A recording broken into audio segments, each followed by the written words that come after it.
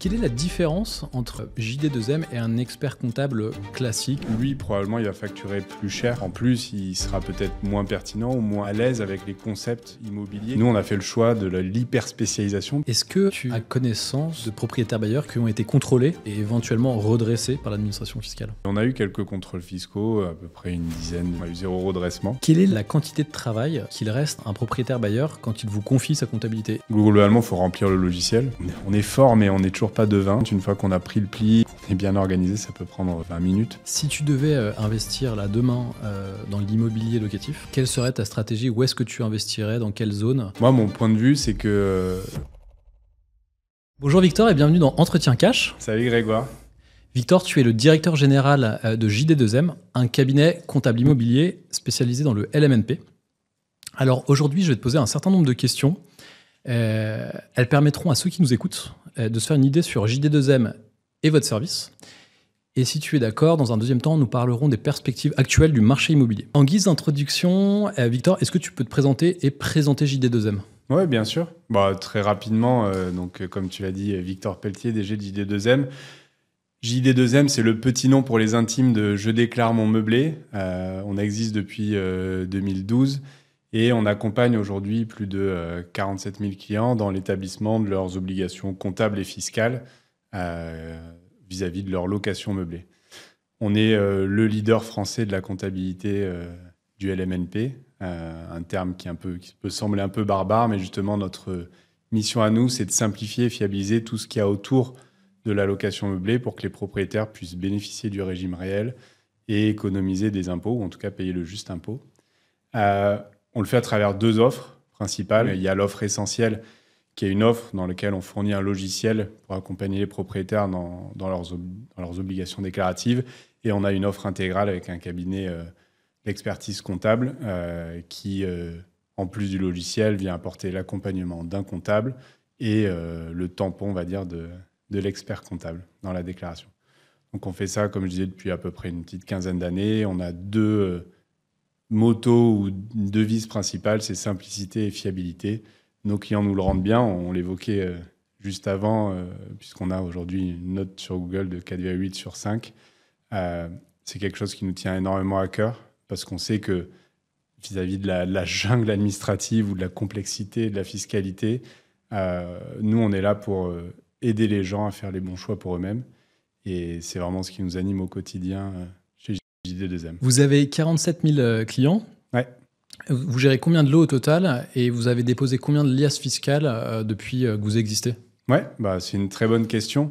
Et en fait, ça revient un peu au profil de notre propriétaire, puisqu'on a 47 000 clients qui détiennent 56 000 lots à peu près, quelque chose comme ça. Donc, si tu fais le calcul rapidement, il y a 70% de nos clients qui ont un seul lot. Donc, on est plutôt sur des profils de propriétaires qui sont des monopropriétaires avec une approche patrimoniale, qui ont fait un investissement pour le long terme en se disant ça va me faire un complément de revenus pour ma vie future, pour ma retraite, etc. Donc, on est plutôt sur un profil de personnes qui se débrouillent toutes seules. On aime bien voir nos clients comme des débrouillards, des personnes qui se renseignent beaucoup sur Internet, qui essaient de creuser le sujet, qui n'ont pas nécessairement les moyens d'avoir un expert comptable dédié qui réalise l'intégralité de leur démarche pour eux ou pour leur compte personnel, parce qu'ils n'ont pas de société, ils n'ont pas d'activité autre qu'une activité salariée. Et donc, nous, on vient les aider vraiment sur cette partie immobilière-là. Donc, 56 000 lots et en 12 ans d'existence, on a fait plus de 170 000 liasses fiscales, quelque chose comme ça. On a aussi vécu à travers toutes les évolutions au fil des années, puisqu'il y a eu en 2020 l'apparition du statut LMP, ou en tout cas le caractère est devenu obligatoire du caractère loueur en meublé professionnel. Et on suit les différentes évolutions législatives au fur et à mesure des années. Donc 170 000 liasses fiscales, et puis ça continue d'augmenter de manière exponentielle avec la croissance de la société, quoi. Donc location meublée, à la fois courte durée et longue durée. Est-ce que tu as une idée de la répartition entre ceux qui font de la longue et ceux qui font de la courte durée? Sur notre parc entier, on a, vis-à-vis du profil de nos propriétaires, je ne sais pas exactement te dire le nombre de propriétaires qui font que de la courte durée ou que de la longue durée, mais sur leurs revenus en tout cas, puisque c'est des choses qu'on catégorise un petit peu mieux, on a à peu près 10% des revenus qui sont issus de location de courte durée. Donc on est plutôt majoritairement sur des propriétaires qui louent en longue durée, ce qui correspond bien finalement à leur profil. Parce que quand tu vas venir louer en courte durée, c'est une activité encore plus intense. En longue durée, on appelle ça longue durée, mais les baux meublés, c'est des baux d'1 an en général. Donc tu peux avoir des changements de locataires de manière assez fréquente tous les ans. Donc c'est quand même une activité qu'il faut gérer, qui demande un petit investissement personnel, mais en courte durée, avec tu as des entrées, des sorties, il faut faire les ménages. C'est une activité qui est beaucoup plus intense. Et donc, c'est difficile de le faire en parallèle d'une activité salariée sur plusieurs lots, etc. Donc, on est plutôt, nous, sur des propriétaires longue durée. Partout en France? Partout en France, ouais. C'est l'avantage d'être un service, on va dire, dématérialisé, puisque notre logiciel il est accessible pour n'importe qui dans le monde, même, puisqu'on a une partie aussi de non-résidents qui louent en France des logements. Mais après, notre répartition territoriale des biens qui sont mis en location, elle correspond finalement à la répartition des biens mis en location meublée. La location meublée, elle n'est pas adaptée à tout type d'habitat. Elle est surtout adaptée à des habitats ou des surfaces plus réduites dans des zones métropolitaines où il y a beaucoup plus de rotation parce que fractionnement des foyers, parce que mobilité professionnelle, parce que étudiants. Mais la location meublée, tu vois, moi je viens de la campagne, chez moi il n'y a pas de... Quand tu loues une grande maison pour faire vivre toute ta famille, c'est rare qu'elle soit meublée, en général c'est loué en vide. Et donc nos clients ont plutôt des biens dans toutes les grandes métropoles françaises. Donc voilà, tu prends la liste du top 50 des villes et tu vas avoir une bonne idée de la distribution du portefeuille de nos clients. Et comme je disais, on est dématérialisé puisqu'aujourd'hui on fournit un logiciel, mais aussi surtout un accompagnement ou un service client qui est joignable par mail et par téléphone.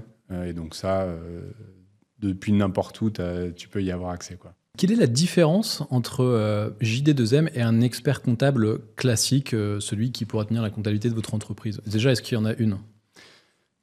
Alors, est-ce qu'il y en a une? Dans le service, alors, juridiquement, il y en a une, puisque JD2M, on est éditeur de logiciels et on a un cabinet d'expertise comptable partenaire qui est ELM Conseil qui réalise vraiment cette activité d'expertise comptable. Un expert comptable, c'est une profession réglementée qui est contrainte à s'astreindre à la tenue de règles de déontologie, qui est un diplôme spécifique. Il y a des règles qui sont vraiment très spécifiques. Donc, nous, on a les deux côtés, on va dire, du métier.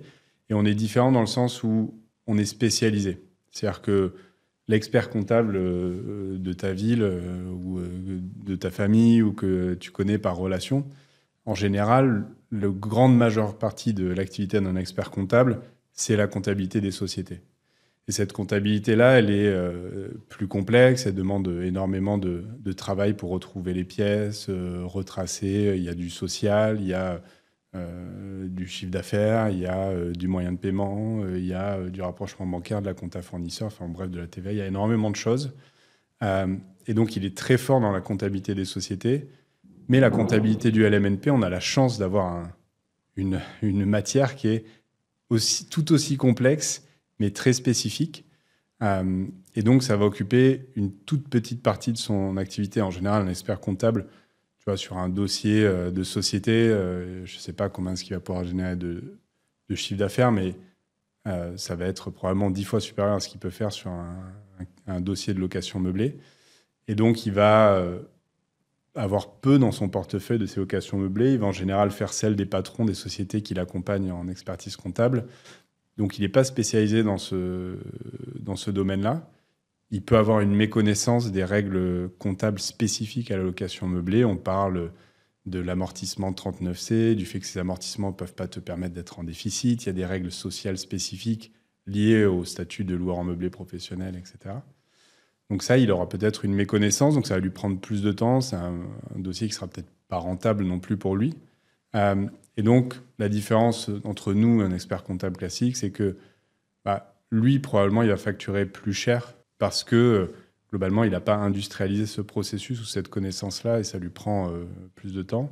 Et la deuxième différence, c'est que en plus, il sera peut-être moins pertinent ou moins à l'aise avec les concepts immobilier qui gravite autour de cette location meublée, puisque ce n'est pas son quotidien. Nous, on a fait le choix de l'hyper-spécialisation, puisqu'on fait que ça. Et donc, en 170 000 liasses et 12 ans d'existence, on a vu un paquet de situations. On a fait des recherches, on a fait des rescrits auprès de l'administration fiscale. On se fait accompagner aussi des meilleurs experts du marché. On est en permanence en veille. Et donc, on a cette connaissance hyper spécifique qui nous permet de retranscrire ça pour les clients, de leur simplifier la vie, mais aussi surtout de fiabiliser leur démarche, les choix qu'ils font. Et ça, c'est vraiment important et c'est un peu notre différenciation vis-à-vis d'un expert comptable classique. Après, on a des différences aussi qui sont fondamentales. C'est que nous, on a un service dématérialisé. Aujourd'hui, pour le moment, tu ne peux pas venir chez nous pour déposer ta boîte à chaussures avec tes factures, ce que tu peux probablement faire chez l'expert comptable de ta ville. C'est une différence. Est-ce qu'elle est importante pour toi ou pas? Ça, c'est libre à chacun d'en juger. Vous n'êtes pas les seuls à faire de la comptabilité LMNP en mode spécialisé. Ouais. Quelle est votre différence avec ceux qui se sont spécialisés en LMNP? Pareil, est-ce qu'il y a des différences? Et s'il y en a, quelles sont-elles? Ouais, c'est moi j'aime à penser évidemment avec l'équipe qu'on on est unique et on est très très spécifique, mais il y a des différences. En effet, on a d'autres sociétés qui sont spécialisées en LMNP. Il y a un peu deux prismes sur le marché si tu regardes un peu les différents acteurs, les Amarissimo, Options Réelles, etc. C'est souvent des experts comptables qui sont venus au monde du digital et au monde de l'industrialisation. C'est pas dans leur ADN de base. Ils y sont allés, donc ils ont clairement créé cette présence digitale, cet accompagnement logiciel et cette façon d'opérer. Mais c'était pas dans leur, on va dire, dans leur façon d'exister dès le démarrage. Nous, JD2M, on est vraiment des gens du digital qui sont venus sur ce segment de l'immobilier. Et on est même des gens du digital de l'immobilier qui sont venus sur le segment de la comptabilité immobilière. Donc, ça veut dire qu'on a quand même une tendance ou une espèce de culture assez forte autour de deux choses. La première, c'est créer un environnement très contrôlé logiciel pour les clients, puisque quand tu parles de comptabilité, de déclaration fiscale, il faut s'assurer que la justesse soit au rendez-vous. Et ça nous vient un petit peu de notre héritage avec l'immobilier, où à l'époque, JD2M, ça a été fondé par des gens qui ont fondé Logis, qui est un peu un se loger du meublé à Paris. Et donc, on avait à cœur, tu vois, d'être juste, parce que c'était pareil sur les états des lieux, sur les baux, c'est des documents qui sont juridiques. Et ça, c'était vraiment au cœur, cette fiabilité-là du logiciel, dans ce qu'on a transporté réellement dans ce logiciel. Et après, c'est la simplicité. On a un métier complexe, on a des gens très sachants. Ce qui est encore plus dur, c'est de faire simple. Et il suffit de lire un peu les avis de nos clients sur Google, et c'est encore eux nos meilleurs ambassadeurs. Mais on a essayé de faire un logiciel qui soit simple d'utilisation et qui guide les gens, même des non-experts, dans leur déclaration fiscale. Et ça, je pense que ça nous démarque réellement, d'avoir à la fois ce côté logiciel fiable, logiciel simple. C'est vraiment une des choses que je dirais qui nous démarque. Et l'autre, c'est notre obsession pour la satisfaction client qui fait qu'aujourd'hui, on a un service client où leur seule vraiment obsession au quotidien, c'est de s'assurer que le client soit satisfait de notre prestation et soit en mesure de faire les bons choix pour lui-même et de comprendre ce qu'il est en train de faire dans sa gestion immobilière. Est-ce que un propriétaire bailleur est obligé, pour tenir sa comptabilité, est-ce qu'il est obligé de passer par un JD2M, ou est-ce qu'il peut tenir sa comptabilité lui-même s'il a zéro notion ou s'il en a un peu? Non, ouais, il est pas du tout obligé. Et en soi, chacun est libre de faire comme il veut. Un propriétaire bailleur, déjà, il y a un premier truc. Je pense que les gens qui vont nous regarder vont se poser la question, ou ceux qui sont déjà propriétaires. Il y a le premier truc qui est beaucoup restent au micro-BIC. Donc, ce qu'on appelle le micro-BIC, qui est juste sur ma déclaration d'impôt, je remets le montant de mes loyers et j'ai un abattement forfaitaire et je paye mon impôt là-dessus. Je pense que beaucoup de personnes, par méconnaissance ou par facilité, restent dans ce statut-là. Ceux qui veulent effectuer ou bénéficier du régime réel et donc avoir un intérêt, un gain fiscal plus important dans la majeure partie des cas, décident de passer au régime réel. Les obligations, quand tu passes au régime réel, elles sont multiples parce qu'évidemment, ça va te permettre de calculer justement ton résultat fiscal en déduisant tes charges, tes intérêts d'emprunt, les amortissements du bien. Et en fait, pour ce faire, l'État, il ne te donne pas ça gratuitement. Hein. Il te dit, par contre, la contrepartie de ça, c'est que tu dois me télétransmettre une liasse fiscale, tu dois tenir un registre des immobilisations, tu dois être en mesure de produire un fichier des écritures comptables. Encore une fois, c'est accessible entre guillemets, à tout le monde. Rien n'est impossible. Il y a des textes de loi, il faut les lire, il faut les appliquer, savoir tenir une comptabilité. Donc, si tu as des connaissances en compta, c'est tout à fait possible. Mais encore une fois, il faut des connaissances en compta, il faut des connaissances en juridique, il faut des connaissances en social. Enfin, c'est relativement complexe. Donc, c'est pas inaccessible, mais c'est assez complexe et on a tôt fait de tomber dans une erreur. Tu vois, les règles d'amortissement, c'est des choses qui sont définies aussi par jurisprudence. Il y a beaucoup de littérature qui a été écrite autour de ça, savoir quelle part terrain je dois prendre en compte en fonction des biens qui sont dans le périmètre de ma location. Et donc, c'est pas impossible, mais on a de fortes chances de réaliser des erreurs. Et ça devient lourd. Donc, ça devient une gestion où très vite, tu vas passer du temps, ça va être assez chronophage de réaliser ta comptabilité pour un résultat qui est incertain. Donc, c'est pour ça que des propriétaires se tournent vers nous en grande partie, mais tu peux le réaliser tout seul, ce n'est pas une obligation légale de signer chez JD2M. Vous proposez deux offres, l'offre essentielle, l'offre intégrale. Ouais. L'offre essentielle, c'est votre logiciel qui traite l'information, la donnée comptable, alors que l'offre intégrale, l'offre premium qui coûte plus cher, c'est un comptable. Si votre logiciel est bien paramétré et que vous avez un bon service client, quel est l'intérêt de prendre l'offre intégrale ? Quelque part, on vous fait confiance. Qu'est-ce que vous leur dites à ceux qui hésitent ? Les gens qui hésitent, en général, qui sont en recherche de fiabilité. Donc, c'est la confiance qu'ils peuvent avoir en eux-mêmes et dans leur capacité à rien oublier ou à effectuer les bonnes déclarations. Parce que, certes, le logiciel, il t'encadre. C'est-à-dire que tu vas réaliser ta déclaration, tu vas avoir des points d'alerte, on a des contrôles automatiques qui te disent attention, ça va pas, ça va pas, ça va pas. Ce qu'il peut pas faire le logiciel, c'est prendre de la hauteur sur ton dossier et te dire ah oui mais attention, en effet tu m'as pas mis ta CFE donc je te fais mettre ta CFE. Mais attention, tu pourrais peut-être faire une demande de dégrèvement. Est-ce que tu as pensé à me faire toutes tes déclarations ? Et je vois que tu es marié, que tu es en couple. Est-ce que ta femme, elle a aussi une autre activité de location meublée, etc. Tout ça, c'est un petit peu de l'extra-dossier qu'un comptable et un humain va avoir l'opportunité de le faire parce qu'il va te demander l'information. Là où aujourd'hui, le logiciel ne peut évidemment pas le faire. Et ensuite, si toi, tu n'es pas en confiance dans ce que tu fais, ou si tu veux un regard extérieur ou un tampon en plus, c'est tout l'intérêt d'avoir un comptable qui va venir superviser ton dossier, qui va vérifier que chaque dépense qui est immobilisable est bien immobilisée, que les durées d'amortissement des immobilisations sont bien saisies, que tu n'as pas fait une faute de frappe, des trucs tout bêtes, mais que tu n'as pas mis 10 ans, 100 ans d'immobilisation au lieu de 10 ans, même si ça c'est pris en compte par le logiciel, mais c'est peut-être un mauvais exemple.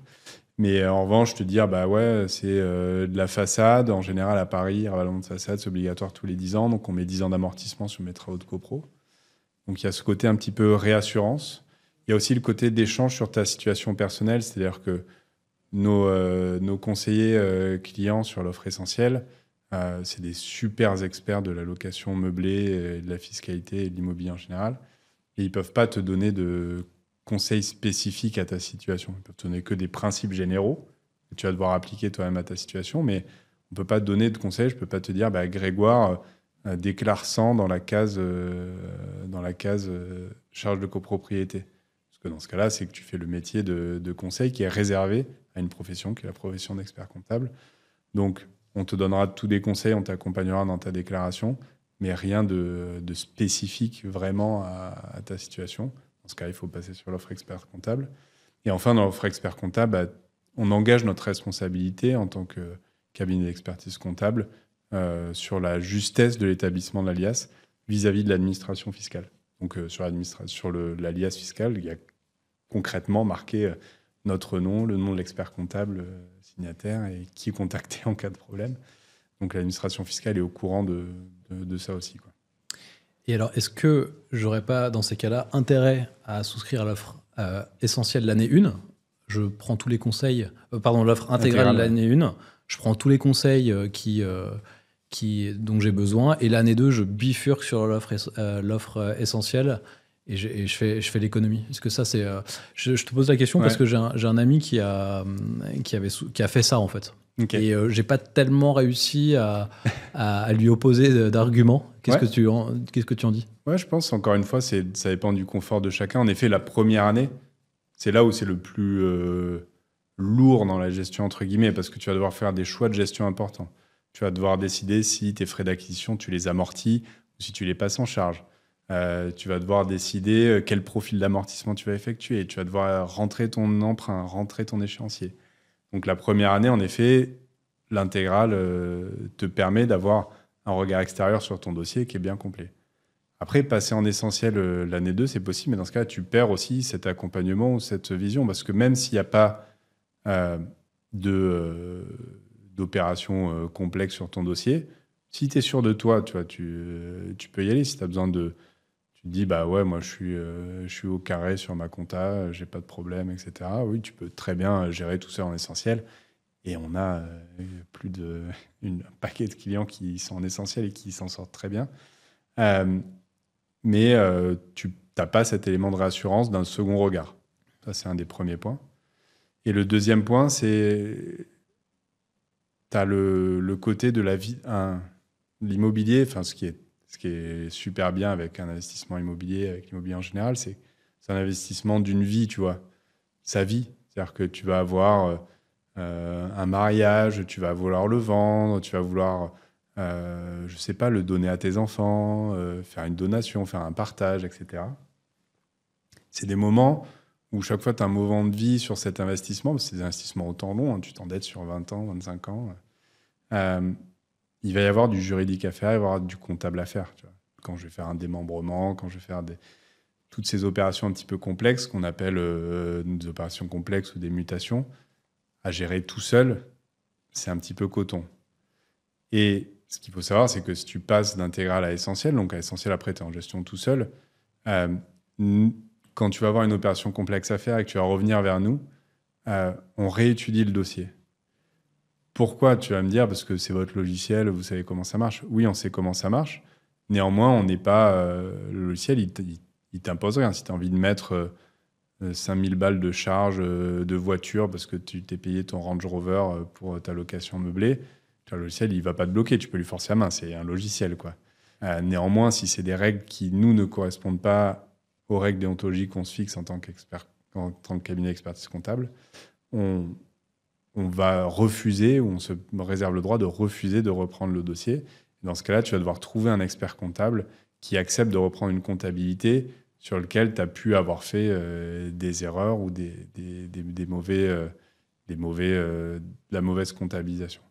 Donc ça, c'est un peu un des points qui est important, c'est de se dire, est-ce que vraiment pour la différence de prix que ça représente et l'économie d'impôt que j'ai en face, je m'achète cette assurance d'être sûr, je reste toujours chez mon expert comptable, donc je suis sûr qu'il y a zéro lézard, et puis le jour où j'ai une donation à faire ou autre, j'ai pas de problème, c'est géré, il peut rien me dire, parce que de toute façon, c'est lui qui fait la compta. Ou est-ce que je me remets indépendant à gérer moi-même ma comptabilité, et le jour où j'ai un événement de vie et besoin de conseils un peu plus appuyés, si j'ai fait des boulettes, et pas assuré à 100% qu'on me reprenne, quoi. On peut pas vous appeler juste pour un conseil ? On peut pas décrocher son téléphone si on est dans l'offre essentielle ? Si, tu peux nous appeler tout à fait pour un conseil d'ordre général. On va t'expliquer aussi ce que ça veut dire qu'une donation, quel est le traitement comptable approprié, qu'est-ce qu'il faut faire en général. Mais on va pas te dire, Grégoire, va dans la case X, mets moins 5000, mets moins truc. C'est pas on n'est pas pris par la main. On fait pas la saisie pour toi, quoi. Très bien. Là où un comptable, tu lui expliques, son métier, c'est de rentrer la dépense pour toi ou de la décomposer, quoi. J'ai lu que l'administration fiscale, parfois, on lui posait des questions techniques sur le LMNP, et que parfois, ils ne sont pas en mesure d'y répondre, et ils redirigent le contribuable vers vous pour avoir une réponse, ce que je trouve assez extraordinaire. Est-ce que c'est vrai cette info, et est-ce que tu as des exemples à donner? Ouais, alors je sais pas si c'est vrai ou si ça relève de la légende urbaine. C'est possible qu'il y ait des clients qui aient dit que leur SIE est renvoyé vers notre site pour une question. En revanche, je sais que l'inverse se passe beaucoup. Nous, on a beaucoup demandé de rescrit à l'administration fiscale ou de prise de position. Et au-delà de ça, en fait, l'administration fiscale, c'est un peu comme tout le monde. Les SIE qui font un super boulot, qui sont les services impôts des entreprises qui pilotent finalement chacun des lois meublés. Ils pilotent ça, plus des entreprises un peu plus classiques, des boulangers, des coiffeurs, des sociétés de logiciels, etc. Donc ils n'ont pas non plus... ils ont tout le spectre de la connaissance. Et c'est pareil, la location meublée, ça doit occuper un pourcentage de leur temps et de leur cerveau probablement relativement faible parce qu'ils ont peu d'occurrences de ces dossiers-là. Donc c'est possible qu'il y ait des clients qui nous aient dit que leur SIE les a renvoyés vers nous parce qu'ils avaient des questions sur la location meublée. Et les questions, encore une fois, on a à cœur de mettre beaucoup de choses gratuites à disposition des clients. Donc notre site, il est très riche en informations. Il y a énormément d'articles sur énormément de sujets. C'est un peu une bible, hein. C'est assez impressionnant. C'est mis à jour. Les équipes sont assez pointues là-dessus et pointilleuses. Et ça fait partie un peu de notre culture, c'est de se dire, on est là pour donner un maximum d'informations de manière libre, et qui veut peut venir le consulter. Et donc, on a des échanges fréquents avec l'administration fiscale, comme on le disait, mais aussi avec les OGA, donc les centres de gestion, les organismes de gestion agréés, avec qui on a beaucoup échangé par le passé sur les prises de position, sur les analyses, sur comment est-ce qu'on comptabilise je sais pas, un micro-BIC qui passe au réel, comment est-ce que ça se passe, comment est-ce que je considère les amortissements antérieurs, tous ces sujets qui sont un petit peu des sujets techniques, mais des sujets importants.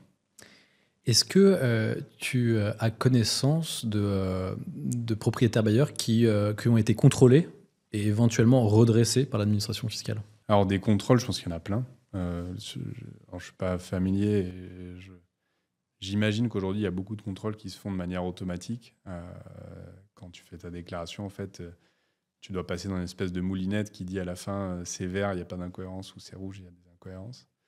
Mais on a eu quelques contrôles fiscaux, à peu près une dizaine depuis le début en tout cas, dont on a eu connaissance, où on a été sollicité. On a eu 0 redressement. Donc ça, je tiens à le préciser aussi, c'est important. C'est des périodes toujours de stress pour les clients, donc on essaie de les accompagner au mieux pour les servir et pour assurer un petit peu la continuité de service. Évidemment, quand il y a un contrôle fiscal, en général, les impôts ne viennent pas pour la location meublée. C'est-à-dire que c'est en général des choses qui sont beaucoup plus larges. Et nous, on vient répondre uniquement pour le périmètre de la location meublée quand ça arrive. Et pour l'instant, on a eu 0 redressement fiscal. Enfin, nos clients ont eu 0 redressement fiscal. Quelle est la quantité de travail qu'il reste à un propriétaire bailleur quand il vous confie sa comptabilité? Est-ce qu'il n'a plus à s'occuper de rien, ou est-ce qu'il lui reste quand même certaines tâches à effectuer? Non, globalement, il faut remplir le logiciel. On est fort, mais on n'est toujours pas devin. Donc, on a besoin d'avoir les infos, de savoir combien de charges, de recettes le client a payé, ou le propriétaire a payé. Et globalement, une fois qu'il remplit tout ça sur le logiciel, après, on s'occupe de tout. Donc, on s'occupe de réaliser l'alias fiscal. On réalise une plaquette dédiée aussi qui récapitule un petit peu ces informations et l'alias proprement parlé. Et on s'occupe de la télétransmettre à l'administration fiscale. Donc, une fois que c'est validé par le propriétaire, nos systèmes vont directement l'envoyer à l'administration fiscale. Et lui, il n'a plus rien à faire en dehors de reporter dans les cases de sa déclaration d'impôt sur le revenu le résultat fiscal. Ce report, il doit le faire. Alors, on n'a toujours pas craqué le truc exact, mais ce qu'on imagine, c'est que si tu fais ta liasse fiscale avant l'ouverture de l'espace de déclaration d'impôt sur le revenu, donc avant mi-avril, les cases elles sont déjà pré-remplies en fait, par l'administration parce qu'ils ont la liasse fiscale en amont. Si tu l'as fait après, c'est à toi d'aller la remplir. Donc globalement, il a quoi faire? Il a juste à remplir le logiciel et après remplir entre 1 et 3 cases sur sa déclaration d'impôt sur le revenu. Et remplir le logiciel, tu dirais que ça prend combien de temps? Ça dépend un petit peu du nombre de lots. On a vu la majeure partie des personnes sont sur un lot. Une première année, ça peut être 1 heure, 1 heure et demie. Les années suivantes, une fois qu'on a pris le pli et qu'on est bien organisé, ça peut prendre 20 minutes, peut-être, quelque chose comme ça. Et ce qui est important, c'est 1 heure et demie, 20 minutes. Si on est quelqu'un d'organisé, si on a bien toutes les informations en tête et sous la main, je te dis ça parce que pour les dossiers en intégral, on demande beaucoup plus de documents parce qu'on a besoin d'avoir des preuves, des documents, de constituer un vrai dossier. Donc, il te faut une évaluation, ton attestation de notaire, ton contrat d'emprunt, ton échéancier. Si tu es quelqu'un d'organisé qui a tout ça très bien dans ton ordi sur un dossier, c'est parfait. Dans l'heure et demie, je ne compte pas le temps où il faut que tu ailles chercher chacune des pièces, te souvenir, attends, comment il s'appelait déjà mon notaire et essayer de trouver les documents. Mais une fois que tu es bien assis et que tu es en train de paramétrer le truc, c'est assez rapide. Ouais. Est-ce qu'il y a des propriétaires bailleurs, des profils de propriétaires bailleurs que vous ne servez pas? Alors, on ne fait pas les détentions en société. On le fait avec un partenaire qui s'appelle Comptable-Imo. Donc, si les gens viennent vers nous en disant moi, voilà, mon bien, je le détiens via une SCI ou je l'ai acheté, je l'ai mis dans une SCI ou une SCRL de famille, ça, on ne fait pas chez J2M. Le logiciel ne le traite pas. Et on le traite avec un cabinet partenaire. On ne traite pas tout ce qui relève de la part hôtellerie. Donc, ça, on ne fait pas. Et après, on ne fait pas les trucs un peu spécifiques, type Censi-Bouvard ou autres dispositifs fiscaux sur lesquels il y a des feuilles annexes ou qui ont leurs règles propres. Tout ça, on ne le traite pas, mais ça reste quand même relativement marginal. Et après, il y a toute notre liste d'exclusions pour les logements mobiles, les mobil-homes. Il y a des choses comme ça qu'on ne traite pas parce qu'ils ont leurs règles spécifiques qu'on n'a pas voulu, sur lesquelles on n'a pas voulu travailler, quoi. Il y a eu des récents changements sur la fiscalité LMNP. Est-ce que tu peux nous en parler un peu? Dans les 2 années passées, il y a eu quelques mouvements assez importants. Le premier, c'est suite à une proposition de loi transpartisane menée par Anaïg Lemer et Iñaki Echaniz. Ils avaient un angle qui visait à regarder ou résoudre la crise du logement dans les zones tendues. Les zones tendues, c'est les zones globalement touristiques en France où l'explosion du tourisme fait que les locaux n'arrivent pas à se loger. Donc, premier truc qui a été fait, ça a été de vraiment axer ça sur la courte durée. Et donc, ce qu'ils ont fait, c'est qu'ils sont venus abaisser le seuil du micro-BIC pour les meublés de tourisme non classés. Donc, il est passé à 30%. Donc, ça devient de moins en moins intéressant de faire du meublé de tourisme. Voilà, ça, c'est un des premiers trucs. En gros, c'est ce qu'ils appelaient un peu la loi anti-Airbnb. Nous, ça nous a assez peu affecté finalement parce que nos clients font majoritairement de la longue durée. Et surtout, cette année, ce qui s'est passé sur le projet de loi de finances pour 2025, il y a eu une mesure principale qui a été la réintégration des amortissements dans le calcul de la plus-value, qui est un peu une correction d'un trou qui existait dans la législation, si on est tout à fait honnête. C'est-à-dire qu'en plus, tu me disais que la compta, ça te parle quand même pas mal. Quand tu achètes quelque chose, je ne sais pas, tu l'achètes 100 euros et que tu viens l'amortir, donc tu viens dire que sa valeur baisse, ta valeur nette comptable, elle baisse. Donc, mettons que tu amortis 50 euros, qu'à la fin, la valeur nette de ton bien, c'est 50 euros. Si tu le vends 200 euros, tu réalises une plus-value en comptabilité de 200 moins 50 euros, de 150 euros. Alors, en location meublée, ce n'était pas comme ça avant. C'est-à-dire que tu achetais un bien 100, tu venais l'amortir, puisqu'au réel, on vient amortir le bien, et finalement, il valait plus que 50. Tu le vendais 200, on calculait la plus-value non pas en 200 moins 50, mais en 200 moins 100, en prenant juste la valeur d'achat initiale. Ça, c'est clairement un loupé de loi quoi, ou de dispositif fiscal qui a été corrigé, puisque maintenant, on va venir réintégrer dans le calcul de la plus-value cet amortissement pour calculer une vraie plus-value entre la valeur nette comptable et la valeur de vente du bien. Donc ça, c'était un peu un des gros enjeux de cette année. On a eu énormément de questions là-dessus. Et notamment, enfin, après, je ne sais pas quelles sont tes questions, mais d'interrogation de nos propriétaires sur quel est l'impact pour eux, est-ce que ça change et est-ce que ça devient complètement ridicule de faire de la location meublée, quoi. Ce retour à la normale, il ne concerne que les personnes qui détiennent leurs biens finalement moins de 30 ans. Ce qui est important de retenir sur cette... donc évidemment, on a un article sur notre site internet qui détaille ça en longueur. Ce qui est important de retenir sur la réforme, c'est que ça s'adresse uniquement aux cessions à titre onéreux déjà. Ouais. Ça, c'est un des premiers points. Donc, si tu décides de donner un bien à ton fils ou ta fille à un moment, c'est pas concerné par la réforme. Quand tu vas, mais ça c'est une règle pareil générale, quand tu vas calculer une plus-value, pour payer ton imposition dessus, tu vas avoir des abattements pour durée de détention qui s'appliquent. Et donc, typiquement, au bout de 30 ans, comme tu le dis très bien, les abattements pour durée de détention font que tu payes 0% d'impôt sur la plus-value. Donc, plus-value, pas plus-value, réintéressement amortissement, pas réintéressement amortissement, dans tous les cas, tu ne payes pas d'impôt. Et ensuite, ça ne s'applique pas quand c'est redevenu ta résidence principale. Donc ça, c'est un cas typique chez nos clients. Nos clients, ils ont une mobilité professionnelle. Ils avaient acheté leur appartement à Toulouse. Ils ont une mobilité professionnelle. Ils doivent déménager à Bordeaux pour 1 an, 2 ans, 3 ans pour un projet X ou Y. Ils mettent leur appartement de Toulouse en location et ils vont louer un appartement à Bordeaux. Au bout de 3 ou 4 ans, ils reviennent et ça redevient leur résidence principale. Si ça redevient leur résidence principale et qu'ils la revendent pour en racheter une autre derrière, dans ce cas-là, il y a, comme dans tous les cas de vente de résidence principale, il y a exonération d'imposition sur la plus-value. Ça, c'est important de le mentionner aussi.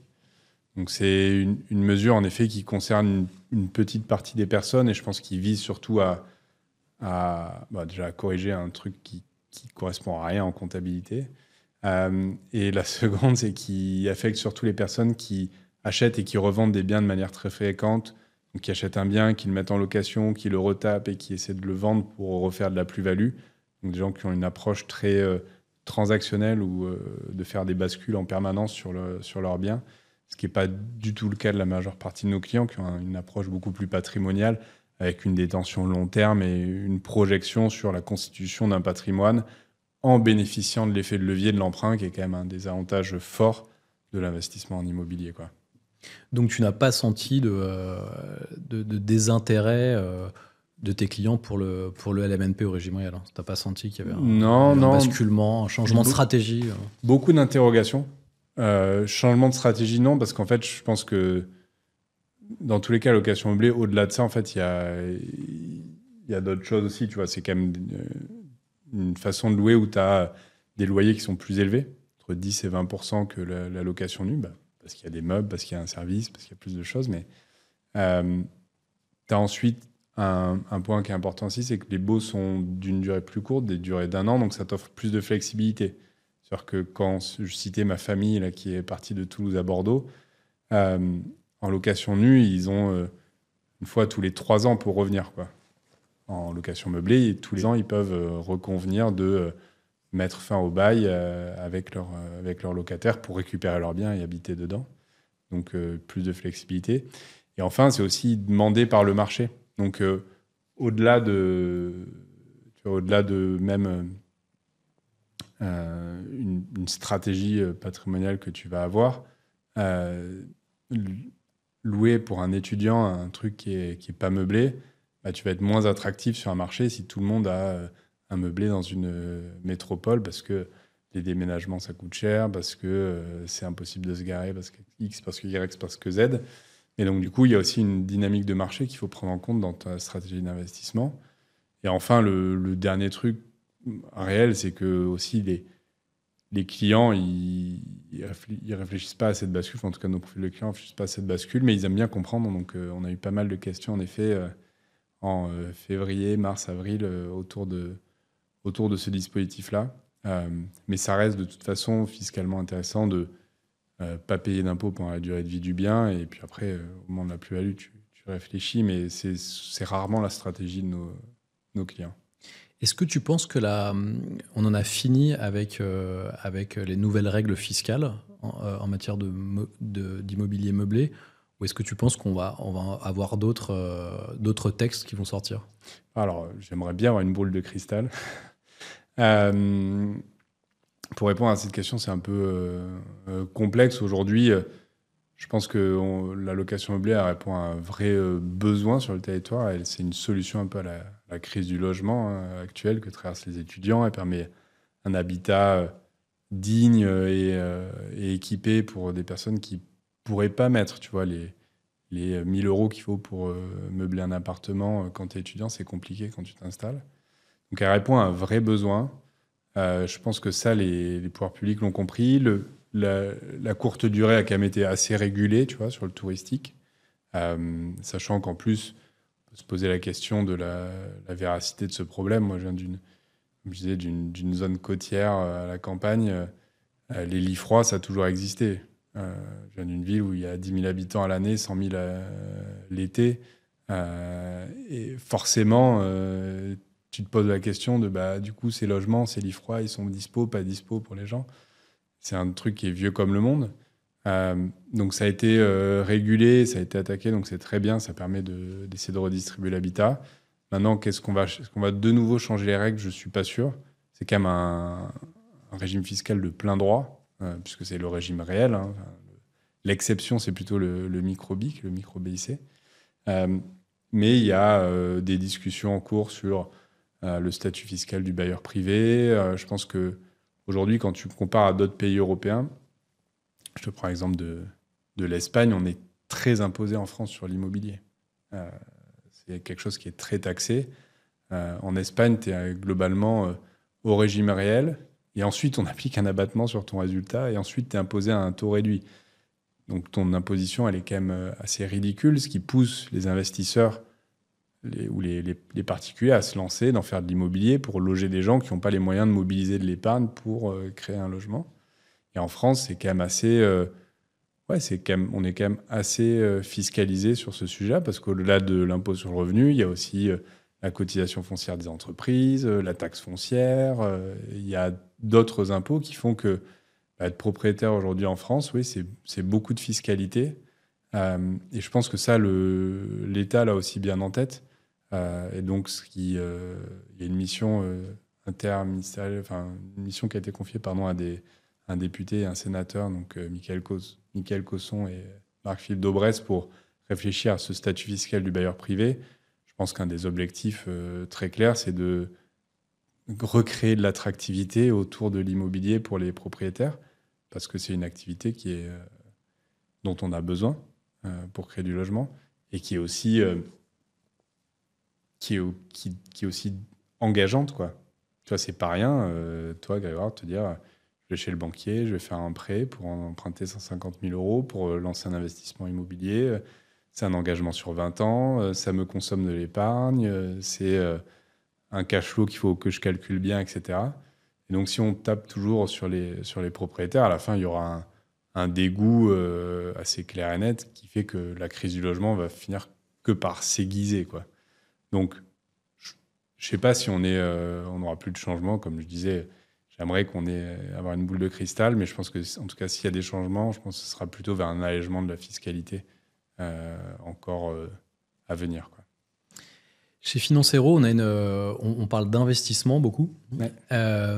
Vous voyez passer énormément de lots puisque vous gérez leur comptabilité. Est-ce que vous voyez parfois passer des super affaires? Est-ce que vous dites, waouh, là, cette ville, je ne sais pas pourquoi ça cartonne, ou alors celle-ci moins? Est-ce que tu peux nous donner des infos là-dessus? Ouais, bien sûr. On a un baromètre de la rentabilité locative sur notre site, où on fait la rentabilité, je pense, par département. L'immobilier, c'est encore encore un des secteurs où la circulation de l'information n'est pas à 100%, quoi. C'est pas la bourse où tu as l'info sur tous les acheteurs, tous les vendeurs, ce n'est pas des marchés qui sont 100% efficients, puisque c'est des marchés qui se traitent beaucoup de gré à gré, avec un échelon local important. Avec, toi, tu connais le gars qui va vendre un appartement ou l'agent immobilier qui déniche les bons plans. Donc, oui, il y a des villes dans lesquelles c'est plus intéressant, parce que la rentabilité est bonne, parce que les prix n'ont pas trop augmenté. Et pour ça, il suffit de regarder des villes sur lesquelles il y a pas mal de croissance étudiante et des prix qui restent encore raisonnables, où les Parisiens sont pas encore allés émigrer, on va dire. Et donc, tu vois, des villes comme Reims, Dijon, Angers, Tours, tout ça, c'est des villes sur lesquelles tu peux avoir des bonnes rentabilités locatives. Mais après, encore une fois, il y a des trucs où tu te dis des fois waouh, et ça, en fait, c'est entre guillemets la bonne affaire. Et donc, c'est vraiment qu'une connaissance locale qui va permettre d'atteindre ces niveaux de rentabilité qui peuvent être importants, quoi. Quelle est aujourd'hui ta perception du marché immobilier? Est-ce que c'est le bon moment d'investir? On entend un peu tout et n'importe quoi sur la toile. Quel est ton point de vue? Moi, mon point de vue, c'est que oui, c'est le bon moment d'investir parce que je pense qu'il y a une petite correction des prix à la baisse. C'est d'arriver par plusieurs choses, hein, l'immobilier. La première chose, c'est les taux d'intérêt d'emprunt qui ont connu une légère augmentation. Enfin, tu es bien plus calé que moi en investissement, mais on dit entre 3 et 3,5% d'intérêt d'emprunt. Ce n'est pas non plus des taux qui sont gigantesques, mais qui, dans la tête des Français, sont énormes comparés au taux de 2020 où tu empruntais à 1% pour l'achat de ta résidence principale. Donc il y a eu cet effet-là qui fait que les gens se sont dit « Ah, je bloque ou j'arrête, je freine ». Le marché a énormément baissé. Tu vois, le marché des transacts, il fait moins 40%, je pense, sur un an. Il commence à reprendre là. Donc, quand un marché tombe et que les transactions tombent, globalement, les prix se sont ajustés, donc commencé à baisser. Et là, on va rentrer dans un cycle. Madame Lagarde l'a annoncé pas très longtemps de rebaisser les taux directeurs. On va rentrer dans un cycle où les emprunts vont devenir aussi un petit peu moins chers. Donc, je pense que c'est le bon moment pour investir avant que ça reparte et que le marché revienne à son niveau d'avant. Et après, c'est des marchés aussi, je pense, où ce que j'aime bien, moi, dans l'immobilier, c'est de voir ça un peu comme de l'épargne forcée via un moyen, un effet de levier. Je pense que vous avez sur votre site, il y a plein de dispositifs super malins pour investir, mais des dispositifs qui te permettent d'emprunter, donc de constituer une épargne de manière progressive en ayant cet état d'esprit de se dire que c'est un peu contraint ou de l'épargne obligatoire. Il y en a assez peu. Et donc, ouais, je pense que c'est toujours le bon moment pour investir. Et après, la tension sur la demande, elle est énorme. Enfin, si tu as un doute sur le fait que tu vas avoir du mal à louer ton appartement, je pense qu'il faut pas trop en avoir, en tout cas en meublé. Je connais pas toutes les zones parce qu'on a une vue nulle quasiment sur le vide, hein, enfin sur les logements vides, parce qu'on n'adresse pas ces propriétaires-là. Et nous, nos propriétaires, les taux de vacances sont très bas. L'étude, je crois que c'est Ce Loger qui publie l'étude sur 2023. Il y avait 30% de logements en moins mis en location comparé à l'année d'avant. Et ça, globalement, ça montre juste un truc, qu'il y a une tension gigantesque sur le marché qui fait qu'aujourd'hui, tu es plus en recherche quand tu es propriétaire de solutions pour limiter le nombre de candidats plutôt que de chercher à élargir le nombre d'endroits où on voit ton offre, quoi. Parce que concrètement, tu mets une offre, dans le quart d'heure, tu as 35 appels, quoi. Et ça, je pense que c'est quand même plutôt bien pour t'assurer, tu as de la certitude sur ton taux de rentabilité, sur ton montage financier, quoi. Si tu devais investir là demain dans l'immobilier locatif, en meublé, quelle serait ta stratégie? Où est-ce que tu investirais? Dans quelle zone? Je pense que un investissement immobilier, c'est un projet vraiment long terme. Il faut plusieurs paramètres. Le premier, c'est de te dire que tu puisses te rendre dans l'endroit de location, parce que ça reste un métier physique de manière assez simple, parce qu'en tant que propriétaire, tu as des obligations. Si tu as un petit pet, un dégât des eaux, ou si tu veux rencontrer ton locataire, il faut être en mesure de le faire. Donc le premier, c'est la proximité. Proximité pour la gestion, tu vas organiser les visites, etc. C'est quand même un enjeu. Et proximité aussi pour la connaissance du marché. C'est-à-dire que tu connais les quartiers qui vont bien, tu connais les agents immobiliers, tu connais les prix, tu sais quand acheter, est-ce que c'est vraiment au prix, au bon prix, pas au bon prix, etc. Donc ça, la proximité pour la connaissance du bien, c'est important. L'autre truc à faire, et ça je pense que vous avez aussi probablement des partenaires là-dessus, mais c'est aller voir un courtier ou un banquier autour de savoir quelle est ma capacité de mobiliser mon épargne ou mon revenu, donc quelle est ma capacité d'emprunt, pour pouvoir calibrer aussi le type de projet que je vais pouvoir monter. Et après, évidemment, j'essaie de targeter du meublé, parce que, comme je le disais, des loyers plus hauts, une flexibilité plus importante, une fiscalité aussi plus importante, plus intéressante, on va dire. Donc, je ferai un petit investissement plutôt étudiant, plutôt en meublé, dans une zone où je peux encore aller assez facilement. Et ça, ça couvre, ça peut couvrir l'Île-de-France, mais encore une fois, dans l'Île-de-France, tu vas avoir les prix de l'immobilier ont quand même pas mal augmenté ces dernières années. Mais sinon, tu peux avoir d'autres villes qui sont à 1h30 de train ou des choses comme ça qui peuvent rester intéressantes. On parlait de Reims la dernière fois. C'est une ville où je me rends fréquemment. Et donc, dans ce cadre-là, en fait, plutôt je me projetterais dans ce type de ville. Est-ce que chez JD2M, vous investissez de manière générale dans l'immobilier, toi personnellement, mais aussi l'équipe? Est-ce qu'elle est tombée dans la marmite? Ouais, je pense que ça, on peut le dire. C'est des mordus d'immobilier. Alors évidemment, tout le monde, ça dépend du cycle de la vie. Je ne te dis pas que le junior qui rentre chez nous, où c'est son premier job, il a déjà investi dans l'immobilier, quoique. Mais beaucoup de personnes ont des investissements locatifs. Ou ont investi dans l'immobilier. Ça en parle beaucoup au post-déj, ça en parle beaucoup au quotidien, puisque c'est notre métier. Donc, je trouve que c'est une force parce qu'ils savent exactement ce que vivent les propriétaires, puisque eux le traversent aussi. Et donc, oui, c'est assez mordu d'immobilier. Il y a un petit perk quand tu es chez nous, c'est que ta comptabilité, évidemment, LMNP est offerte, vu que tu es salarié JD2M. Et tu peux même la réaliser toi-même puisque tu comprends bien ce que ça veut dire. Donc je pense pas que ce soit ça qui attire les gens chez nous, mais en tout cas ça fait qu'on a des passionnés d'immobilier.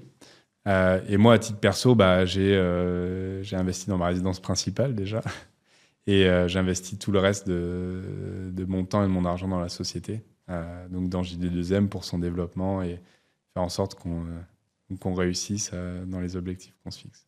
Merci Victor d'avoir répondu à mes questions. Je t'en prie, merci à toi Grégoire, c'était super sympa. Nous arrivons au terme de cet échange.